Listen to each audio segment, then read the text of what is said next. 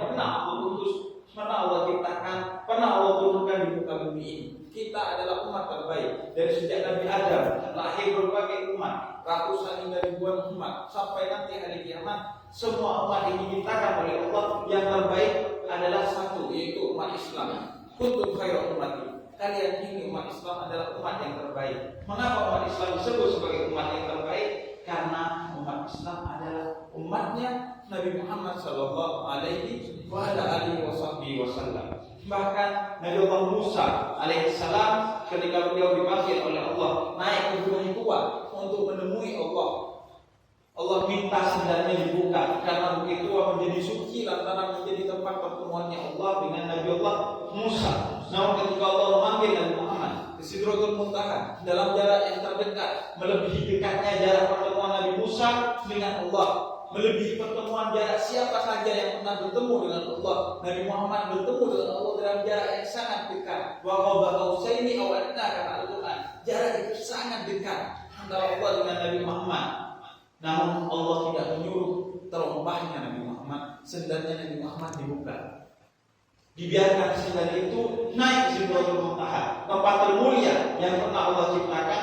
Dibiarkan sendalnya Nabi Muhammad naik ke sana, walaupun itu tempat tersuci, walaupun itu tempat yang agung, sendalnya Nabi Muhammad ikut ke tempat itu, bertemu dengan Allah Subhanahu wa taala. Kenapa? Karena sendal itu dipakai oleh Nabi Muhammad sallallahu alaihi wasallam. Sendal menjadi mulia karena dipakai oleh Nabi Muhammad sallallahu alaihi wasallam.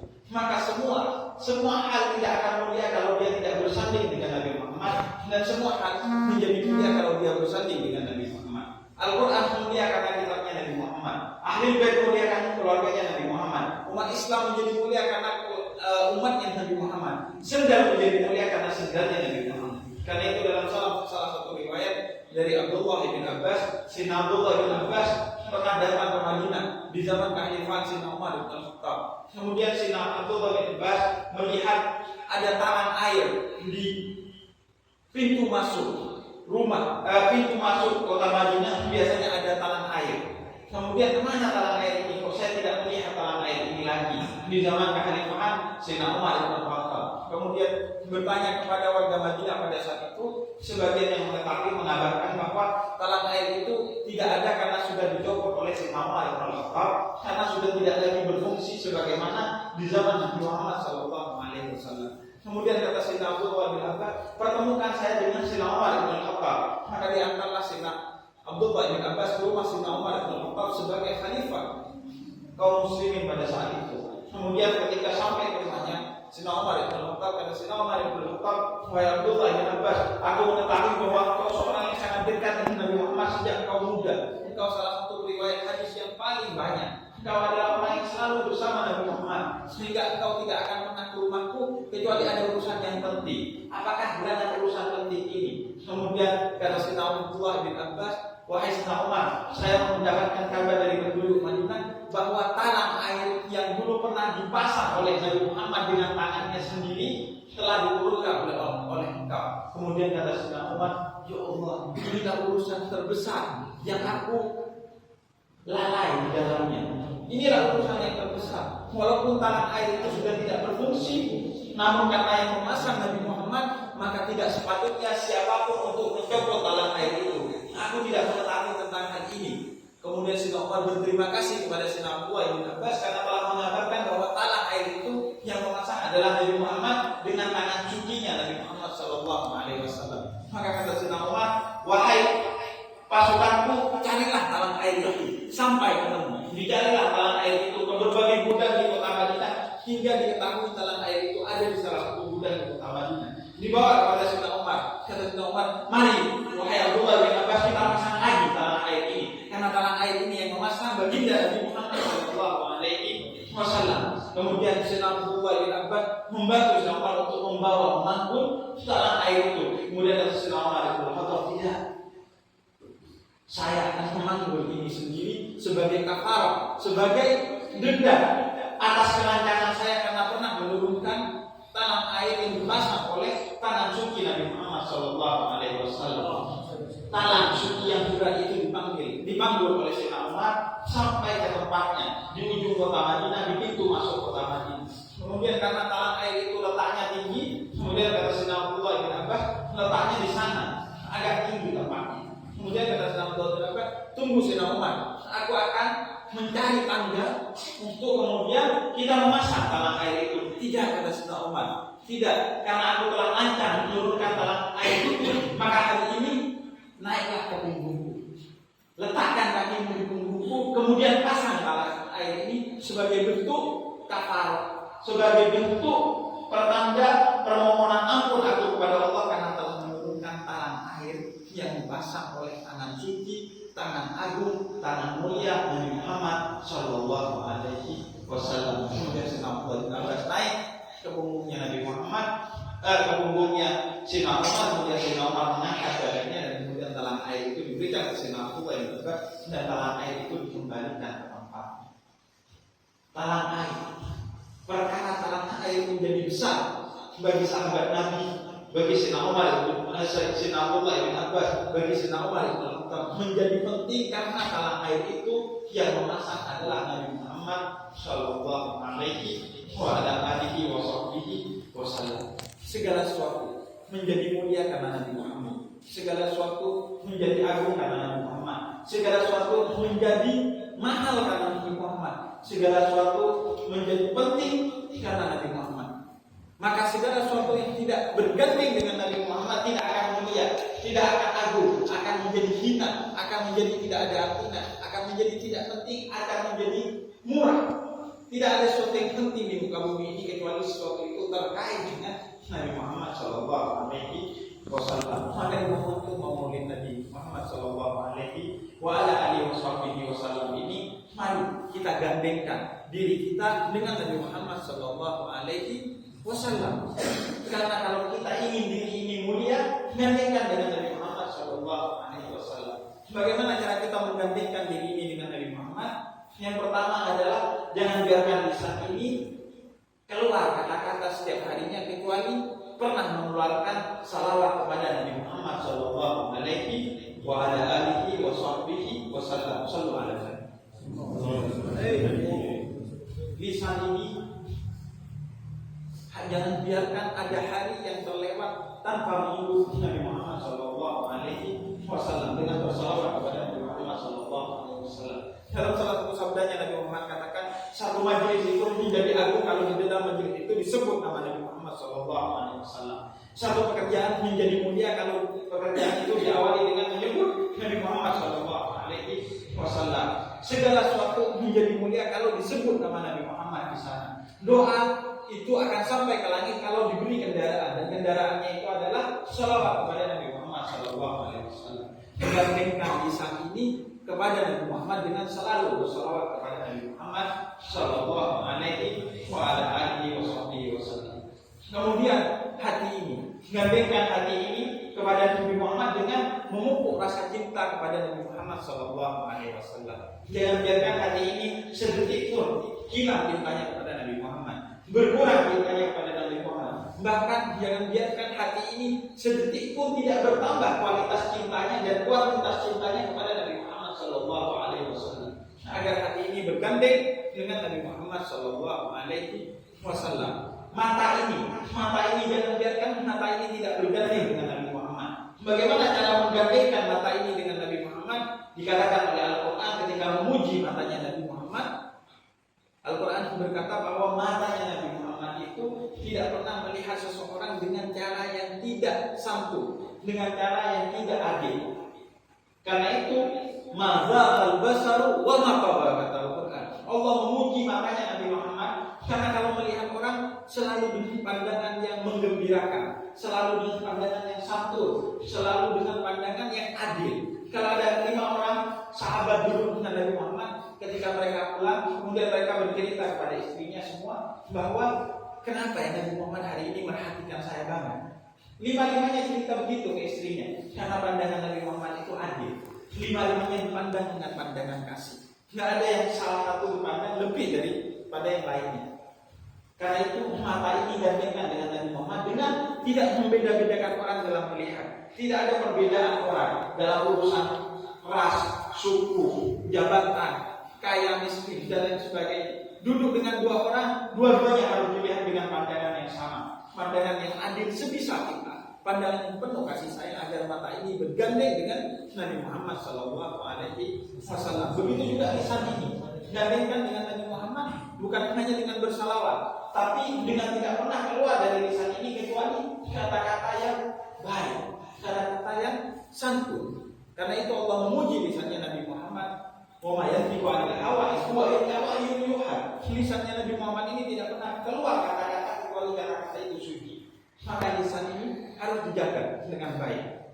Termasuk juga saat ini lisan ini diwakili oleh jari-jari kita di media sosial. Hindarkan dari kata-kata yang tidak memenuhi 4 syarat. Yang pertama, kata-kata yang tidak benar. Kalau sudah pasti benar, apakah boleh saya katakan, boleh saya share, boleh saya berkomentar? Belum. Pastikan yang kedua baik atau tidak. Karena kata-kata yang benar belum tentu baik. Ada tetangga kita cerai, benar kan? Benar, tetangga kita cerai. Apakah boleh diceritakan kepada orang lain? Baik diceritakan kepada orang lain. Gak baik, ya sudah jangan cerita. Ada tetangga saya cerai. Baik kalau kita ceritakan, karena akan membuat yang lain mendapatkan inspirasi agar tidak bercerai. Apakah bermanfaat atau tidak? Yang ketiga, kata-kata itu ketika keluar bermanfaat atau tidak? Kalau sekiranya tidak bermanfaat, walaupun benar, walaupun baik, jangan dikatakan, jangan di-share, jangan ditulis di media sosial. Dan yang terakhir, kalau sudah pasti benar, pasti baik, pasti bermanfaat, waktunya tepat atau tidak? Kata para ulama, kalau ada orang yang sedang kelaparan, jangan diceramahi, kasih makan dulu, baru diceramahi. Tunggu waktunya yang tepat. Bahkan kata Nabi, kalau sudah terhidang makanan di depan kita dan waktu sholat datang, sebaiknya makan dulu, baru kemudian kita sholat. Maka waktu itu juga penting. Jangan kemudian karena mentang-mentang nasihatnya benar, baik dan bermanfaat, nggak nunggu waktu yang pas. Tunggu waktu yang pas. Ketika waktunya yang pas, baru kita share, baru kita komen, baru kita sampaikan, katakan, dan kita nasihati orang lain. Itu cara menggandengkan lisan kita kepada Nabi Muhammad SAW. Dan kemudian selanjutnya, cara juga menggandengkan diri kita kepada Nabi Muhammad, ikuti sunnahnya Nabi Muhammad SAW. Ikuti sunnahnya Nabi Muhammad. Sekecil apapun, jadikan sunnah itu sebagai jalan kita kepada Nabi Muhammad SAW, sebagai bentuk iktiraf kita kepada Nabi Muhammad SAW. Kalau al-fakir, kalau ulun, kalau al-fakir, alhamdulillah gak ngerokok. Tapi ini buat yang ngerokok. Jangan sampai di kantongnya kemana-mana ada rokok tapi gak ada siwak. Kemana-mana rokok nangkring di kantongnya, tapi siwak gak pernah nangkring di kantong. Padahal siwak itu sunnahnya Nabi Muhammad SAW. Nabi Muhammad katakan, selalu tersenyum itu sunnahnya Nabi Muhammad. Maka jangan menunggu kemana-mana, selalu tersenyum. Sebagai bentuk mengikuti ittiba Rasul, mengikuti Nabi Muhammad SAW. Pokoknya semua sunnahnya Nabi Muhammad pelajari. Apa yang bisa kita lakukan, kita lakukan. Apa yang bisa kita praktekkan, kita praktekkan. Sekecil apapun, karena tidak ada sesuatu yang kecil.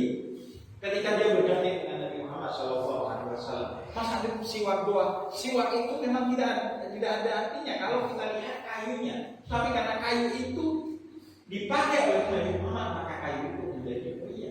Karena itu telah menjadi sunnahnya Nabi Muhammad SAW.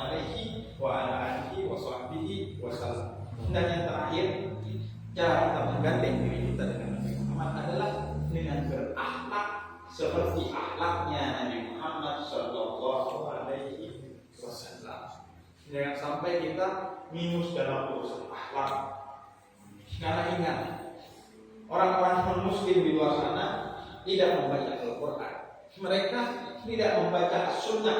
Mereka membaca akhlak kita. Kalau akhlak kita baik, nama Islam jadi baik. Kalau akhlak kita buruk, nama Islam jadi buruk. Kita ini buta Islam di luar. Kita ini gambaran Islam di luar. Kita ini simbol Islam di luar. Kalau ada orang Islam yang buang sampah sembarangan, maka Islam dianggap agama yang tidak menjaga kebersihan. Kalau orang Islam suka teriak-teriak, suka marah-marah, suka mencaci-maki orang lain, maka orang akan mengira Islam adalah agama yang seperti itu. Kalau kita tidak suka tersenyum, maka mereka akan mengira Islam memang agama yang tidak mengajarkan tersenyum. Islam akan sedikit banyak tergantung kepada akhlak kita. Karena itu jaga akhlak kita. pastikan akhlak kita seperti akhlaknya Nabi Muhammad SAW. Karena Nabi Muhammad itu diutus, salah satu yang paling utama adalah diutam makarimal akhlak, untuk menyempurnakan akhlak manusia. Karena itu kita harus terdepan dalam urusan akhlak. Kalau ada orang yang berakhlak, kita harus lebih berakhlak dari dia.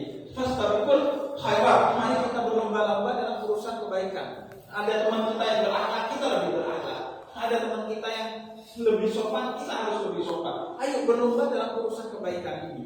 Ada urusan akhlak ini, mari kita lebih terdepan dalam urusan ini. Jangan sampai kita terbelakang dalam urusan ini. Jangan sampai kita berlomba-lomba untuk numpuk harta, berlomba-lomba untuk numpuk jabatan, berlomba-lomba untuk numpuk pangkat, berlomba-lomba untuk numpuk hal-hal yang sifatnya duniawi, tapi tidak berlomba-lomba dalam urusan akhlak. Karena itu mari kita ikuti ulama-ulama kita, para kiai, para habaib, para guru, para ustaz. Mereka begitu berakhlak, mereka begitu berakhlak. Akhlaknya begitu agung, selalu menganggap dirinya tidak ada apa-apanya, selalu menganggap dirinya rendah, selalu menganggap dirinya tidak lebih daripada orang lain. Mereka yang selalu mengawali menghormati orang lain, mereka yang selalu mengawali memuliakan orang lain, sebagaimana yang diajarkan oleh Nabi Muhammad dalam salah satu sabdanya, "Ana sayyidu bani Adam wa la fakhr." Saya adalah tuan bagi seluruh bani Adam, tapi tidak ada sedikit pun kesombongan, tidak ada sedikit pun ketinggian hati pada diri saya dengan semua itu. Justru karena itu saya begitu rendah hati. Nabi Muhammad adalah pribadi yang paling rendah hati di muka bumi ini. Ada seorang bernama Adi bin Hatim, seorang preman paling kakak di zamannya Nabi Muhammad SAW. Gak kehitung sudah bunuh berapa orang, gak kehitung sudah merkosa berapa orang, gak kehitung sudah minum khamr berapa ember. Ketika beliau datang ke rumahnya Nabi Muhammad hanya punya satu tempat duduk. Sayyidina Umar bin Khattab pernah menangis ketika masuk ke rumahnya Nabi Muhammad, karena di sana adalah rumah yang paling sederhana di kota Madinah. Rumahnya Nabi Muhammad adalah rumah paling sederhana sekota Madinah. Hanya ada satu tempat duduk. Tempat duduknya Nabi Muhammad kalau mengaji. Ketika Adi bin Hatim ini masuk ke rumahnya Nabi Muhammad, seorang preman kelas kakak, paling buruk di perangainya, bunuh banyak orang, minum khamr setiap hari. Nabi Muhammad berikan tempat duduknya kepada Adi bin Hatim. Dan Nabi Muhammad duduk di tanah sebagai bentuk penghormatan kepada tamu. Karena sebaik-baiknya kita adalah yang menghormati tamu kita, kata Nabi Muhammad SAW. Karena itu saya menyaksikan di kampung saya, di kampung Arab yang isinya para habaib, tidak ada satu rumah pun di zaman dulu yang di luar tidak ada kamar mandinya, yang di ruang tamunya tidak ada kamar tidurnya. Kenapa? Karena ingin menghormati tamu. Tidak ada orang yang masuk ke rumahnya kecuali minimal minum kopi, minimal minum teh, tapi biasanya selalu dikasih makan. Yukrimu baik, menghormati tamu sebagai bentuk akhlak Muhammad yang kita ambil sebagai bentuk akhlak kita, karena ittiba rasul, mengikuti Nabi Muhammad dan Rasulullah SAW. Maka mari kita berlomba-lomba dalam urusan kesantunan ini, urusan akhlak ini. Jangan sampai kita kalah dengan yang lain. Jangan sampai akhlaknya orang lain itu lebih baik dari kita, walaupun itu sesama muslim, apalagi yang non muslim. Jangan sampai kita lebih tidak berakhlak dari orang lain. Ayo berlomba-lomba dalam urusan akhlak ini. Orang sudah melakukan akhlak ini, kita lebihkan, kita lebihkan, kita lebihkan. Sehingga setiap hari kita dalam pertemanan itu semakin berlebih dalam urusan kebaikan, dalam urusan ketaatan kepada Allah Subhanahu wa Ta'ala. Ini hikmah yang penting bagi kita di bulan Maulid. Jangan sampai lewat bulan Maulid begitu saja tanpa ada perbaikan dalam akhlak kita, tanpa ada perbaikan dalam lisan kita, tanpa ada perbaikan dalam kita kepada Nabi Muhammad, tanpa ada perbaikan keikutsertaan kita dalam melestarikan sunnahnya Nabi Muhammad SAW. Jadi Maulid ini harus menjadi momentum bagi kita untuk meningkatkan kualitas kita sebagai umatnya Nabi Muhammad SAW, agar nanti kita diakui oleh Nabi Muhammad sebagai umatnya Nabi Muhammad SAW. Semoga kita semua yang hadir di tempat ini dan keluarga kita yang tidak hadir di tempat ini, kita doakan semua kawan-kawan kita, saudara-saudara kita, kaum muslimin dan muslimat semoga semuanya mendapatkan syafaatnya Nabi Muhammad, karena kita Nabi Muhammad, mendapatkan ampunan Allah karena mencintai Nabi Muhammad Sallallahu Alaihi Wasallam. Anak-anak kita menjadi anak-anak yang soleh dan soleha karena kita mencintai Nabi Muhammad dan berakhlak seperti anaknya Nabi Muhammad. Urusan kita menjadi mudah karena kita mencintai Nabi Muhammad, karena kita mengagungkan Nabi Muhammad. Semua karena Nabi Muhammad. Bijahi Nabi Muhammad, bijahi Nabi Muhammad, semuanya menjadi beres. Wassalamualaikum warahmatullahi wabarakatuh. Alhamdulillahirabbil alamin. Wassalamualaikum warahmatullahi wabarakatuh. Waalaikumsalam warahmatullahi wabarakatuh.